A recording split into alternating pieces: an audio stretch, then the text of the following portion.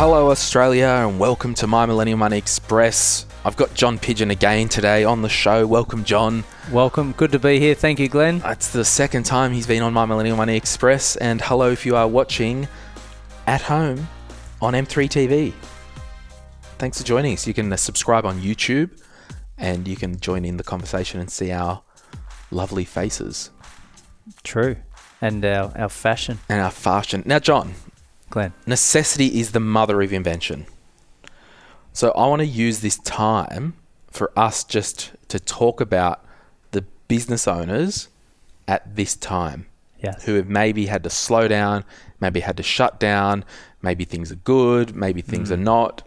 How can we turn this situation into a catalyst for something better once we get out of this?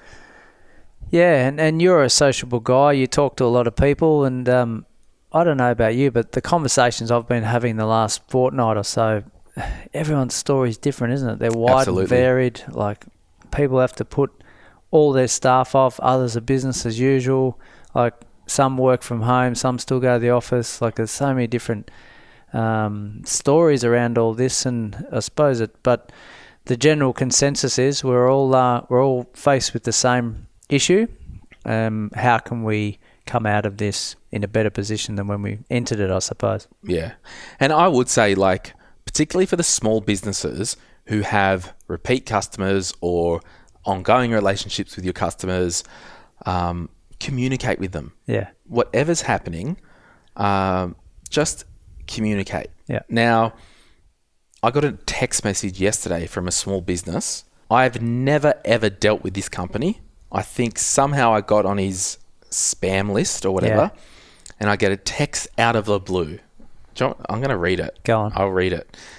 Because this is an example of things that aren't being sincere. Okay? Where are we? Maybe I deleted it. Yeah. I know what you're about to say, and one thing that you can clearly see through this is if you've received an email or a text message from a business that all of a sudden wants you to hear their story and engage with their business, and you haven't heard from them in 12 months, 2 years. Yeah, who cares? Like, you're not winning me over. No, right? That's right. But if you've been giving me value and been communicating with me for the last 2 years, and you're still communicating even more through these times, I'm yours. Yeah. That's the general consensus. And that's it. And that's why I kind of prefaced at the start, if you do have ongoing clients, if you do have a relationship with your clients, don't just spam your list that you haven't touched in a million years, because it's actually a waste of time. Yeah. I got a message yesterday, actually this morning, 9 a.m. Hi, this is XX and Auto. Due to COVID-19, we have implemented as of Thursday our free vehicle pick-up and drop-off service within 10 kilometres. So that's kind of cool. Yeah. That they're innovating. They're like, mind you, I've actually never been to these people anyway, but but the same thing. It's like, don't just start having a conversation with me now because you're desperate. No. But by the same token, I've had a company that has been engaging with me for 2 years and I've never used them. But through this time, they all of a sudden became relevant to me. Yes. And I'm now using them. Yeah, right. Right. I can't even remember who it was, but I thought about, well, why am I using these guys? Well, it's because they've given me value for the last 2 years. Yeah. They've seen me as a client even though I wasn't one. Yeah. I think that's the message, isn't it? Yeah, and it's so funny. It's like, everyone has got an email from a company. Like, I've got an email from the CEO of Marriott Hotels. It's like, I've stayed in you once a billion years ago. No. Don't care. Like, so if we bring it back down to small business, keep the conversation up with your clients. Let them know, hey, I understand you're doing it tough. We are too. Yeah. This is what we're doing. Yeah. Or, hey, I understand that not everyone's doing it tough. We're actually really busy at the moment, but we're happy to help. Yeah. But just keep it relevant to your customers. Yeah. And it's easy to be down in the dumps through this time as well. Like where I go and get my coffee right next to my office, they essentially a cupcake business, right? Their specialty is cupcakes and wedding cakes and birthday cakes. Do they use Glee coffee still? I think so. Yeah. So a little organic plug there, but not paid. No, but they were, when this came down, like all their work just totally dried up. And for a week there, it was like all doom and gloom, other than the coffee that I bought. But since turned that around, and in the last week started posting stuff again and starting, righto, we deliver cupcakes. We can drop them off. I know you mightn't have a birthday party, but I'll still do this for you. And business is back, not to normal, but it's the cynic in me with all the delivery stuff is, we'll personally deliver the virus to your door. Well, no, there's obviously restrictions around that. You drop it at the door and we leave the virus on the package. Yeah, that's right. But I guess my challenge to the small business people listening today, how can you make the best out of this time? So you might own a business that has had to shut down. It might be a beauty salon, it might be a cafe, it might be a choose your own adventure. You might have a business that is not actually just doing any business because it's like a luxury item that people just do not need or want anymore because they don't have the money for it. Yeah. So I think with it's like the stages of grief. It's like denial and anger and all that crap. Yeah. I think we need to get through those stages of grief and get into this state of, okay, money will be coming from the government, albeit $1,500 a fortnight. So I can just pay my bills and pay for food. Survive. We can just survive because as a business owner, you need to be left standing at the end of this. Yeah. If you've got $20 in your account, be standing so you can open up. Because if you're not standing, you can't open, you're done. So what I would say is, once we get to that point, it's like, okay, the money situation's actually not changing. I won't have any good money for 3 months. No. Everyone's in the same boat. So once we get through that, how can you start to dream about what you want your business to look like going forward? Yeah, and that's a really interesting one. And I saw a video on LinkedIn with a guy who I sort of had done some mentoring with in a previous life, and he posted some really good stuff about that. And I'm of a similar thought process. Is we actually should have been thinking about that before we came into this period. Right now, most business owners work in the business 99% of the time and don't have time to look on or forward of their own business. But we should, if we haven't thought about it, we should be thinking about it now to say, well, if I had this again in 12 months' time, if another health epidemic came along, how would I deal with it differently? How can I diversify my business? How can I make it recession-proof? Is there another offering that I can create that gets me through this time but also sets me up for a better future? Do I have to deleverage? Like, I've got all this debt in the business. I've hired all this crap. I don't need it. Yeah. Am I taking on leases that I don't need? Am I overstaffed? I think it's a bit of a reality check from the neck up for people. So I want to encourage you, like exactly what you said, John. It's like when you're so busy in the trenches, you think, oh, if only I just had a week to do bloody this stuff on the business. Yeah. This is your time, people. This is your time. What things can you do some processes for new customers? I don't care if you're a service-based business or selling stuff, whatever that is, how can you make the customer journey better for when you start getting new customers? Yeah. Can you work on your customer database system so you can keep in touch? Like Tony the barber next door, he's like thinking, oh, I might move locations or whatever, we just chat.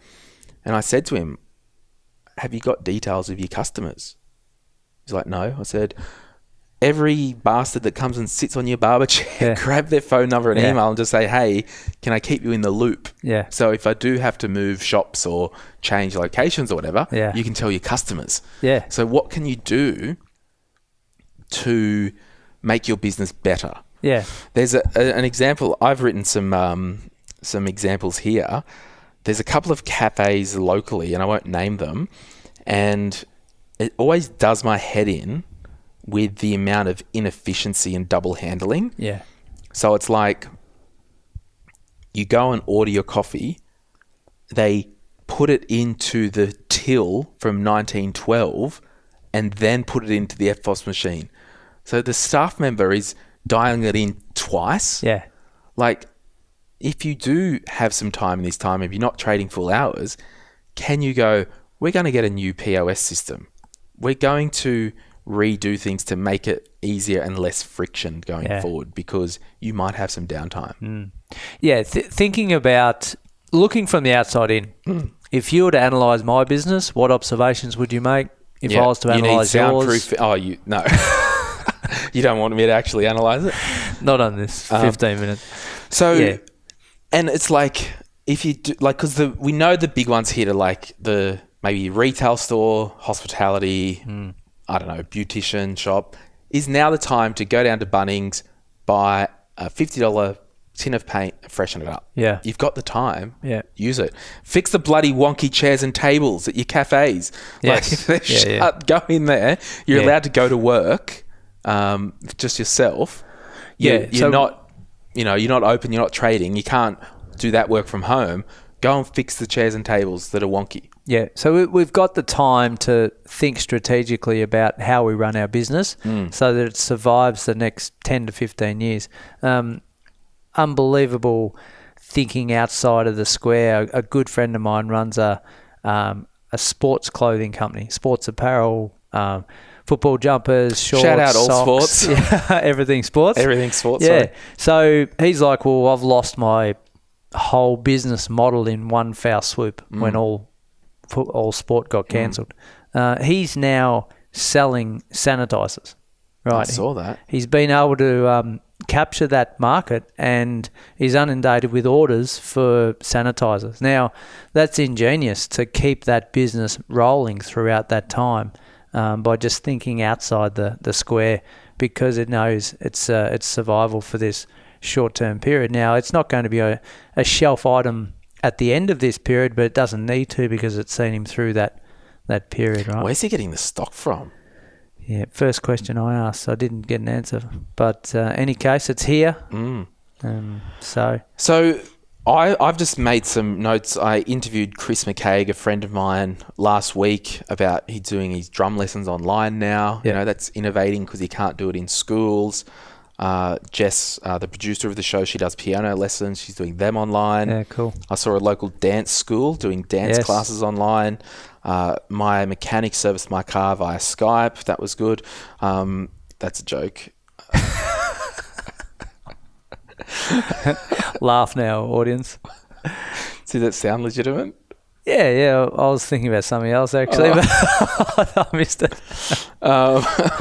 Restaurants, they're doing delivery. Yeah.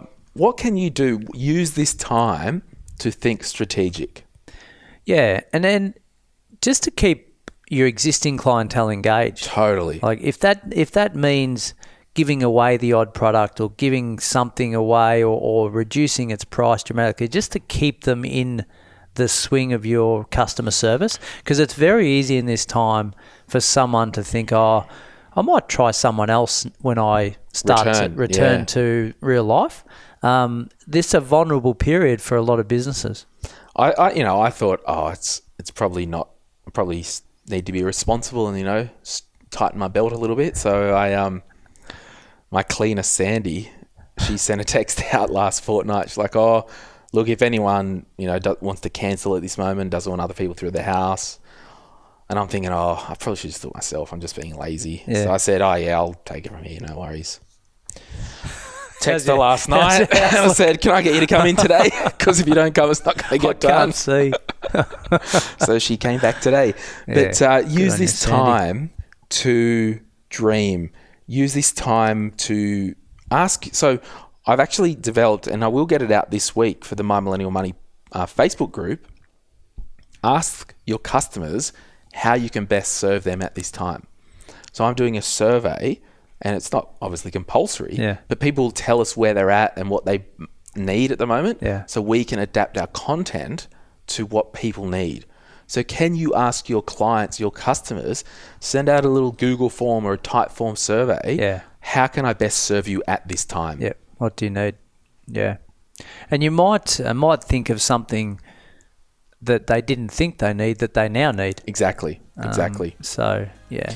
All right, guys. Thanks for having a chat on M3X, and thanks for coming on. My pleasure. On your second and last time on My Millennial Money Express. Bye. Bye.